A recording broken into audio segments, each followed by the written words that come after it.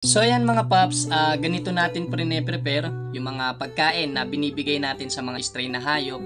Pinapakuluan muna natin yung manok mga paps. At pagtapos natin yung pakuluan mga paps, ito nga ang gagawin natin. Hihimayin natin siya mga paps. Ihihiwalay natin mga paps yung matigas na parte ng manok katulad ng buto. Tsaka itong litid mga paps kasi bawal to sa mga hayop. Pagtapos niyan mga paps, ito yung sunod na gagawin natin. Hihiwain natin mga paps yung kalabasa ng maliliit para mas mabilis siyang lumambot mga paps. So ayan mga paps, after nating hiwain, papakuluan din natin ito sa mainit na tubig para palambutin.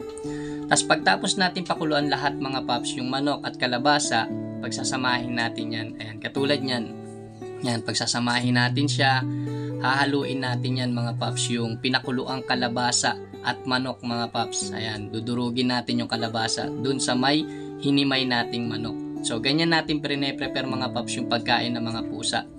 Nilalagyan din natin ito mga paps nung kanin para pandagdag. Then after nyan mga paps, ilalagay na natin sa lagayan.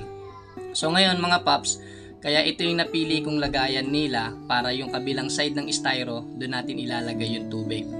At last mga paps, ito yung gagawin natin, lalagyan natin siya ng cat food sa ibabaw. So yan natin prepare yung pagkain para sa mga stray na hayop mga paps na nilikha ng Diyos, katulad din natin.